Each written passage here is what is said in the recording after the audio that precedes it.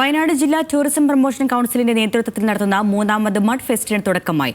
Monsoon കാല വിനോദസഞ്ചാരം പ്രോത്സാഹിപ്പിക്കുന്നതിന്റെ ഭാഗമായി സംഘടിപ്പിക്കുന്ന ഫെസ്റ്റ് സുൽത്താൻ ബത്തേരി പൂളവയലിൽ ടൂറിസം മന്ത്രി മുഹമ്മദ് റിയാസ് ഉദ്ഘാടനം ചെയ്തു.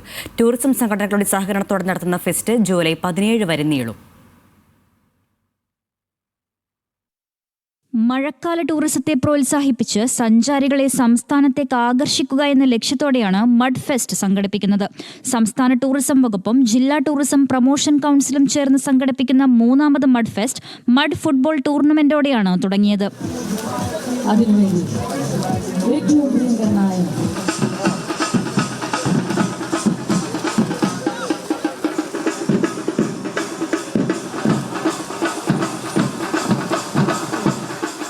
ജില്ലയിലെ വിവിധ ഭാഗങ്ങളിൽ നിന്നായി 14 ടീമുകളാണ് മഡ് ഫുട്ബോൾ മത്സരത്തിൽ പങ്കെടുക്കുന്നത്. ടൂർണമെന്റിന്റെ ഉദ്ഘാടനം മന്ത്രി മുഹമ്മദ് റിയാസ് നിർവഹിച്ചു. മഴക്കാലങ്ങളിലും വിനോദസഞ്ചാരികളെ സംസ്ഥാനത്തേക്ക് ആകർഷിക്കുക എന്ന ലക്ഷ്യത്തോടെയാണ് ഇത്തരം പരിപാടികൾ സംഘടിപ്പിക്കുന്നതെന്ന് മന്ത്രി. കേരളത്തിലെ 12 മാസവും ടൂറിസ്റ്റുകൾക്ക് വരാൻ പറ്റിയ കാലമാണ്.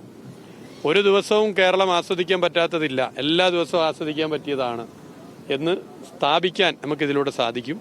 നേരത്തെ മഴക്കാലത്ത് സഞ്ചാരികളുടെ എണ്ണം കുറവാണെങ്കിൽ മഴക്കാലത്ത് സഞ്ചാരികളെ കൂടുതൽ കൊണ്ടുവരാനും ആകർഷിക്കാനുള്ള പരിപാടികൾ സംഘടിപ്പിക്കും. വെൽനസ് ടൂറിസം കേന്ദ്രങ്ങളിൽ പ്രത്യേക പരിപാടി, ഇതുപോലുള്ള പ്രോഗ്രാമുകളൊക്കെ സംഘടിപ്പിച്ചു പോകാനാണ് ഉദ്ദേശിക്കുന്നത്. ഫുട്ബോൾ കൂടാതെ മഡ് കബഡി, മഡ് വടംവലി, തടാക കയാക്കിംഗ്, മൺസൂൺ ട്രക്കിംഗ് എന്നിവയും വരും ദിവസങ്ങളിൽ സംഘടിപ്പിക്കും. സുൽത്താൻ ബത്തേരി പൂളവയലിൽ നടന്ന പരിപാടിയിൽ MLA-മാരായ IC ബാലകൃഷ്ണൻ, T സിദ്ദിഖ്, ജില്ലാ കളക്ടർ DR മേഘശ്രീ എന്നിവർ പങ്കെടുത്തു. ജൂലൈ 17 വരെ ജില്ലയുടെ വിവിധയിടങ്ങളിലായിട്ടാണ് മറ്റു മത്സരങ്ങൾ സംഘടിപ്പിക്കുക. ന്യൂസ് മലയാളം, വയനാട്.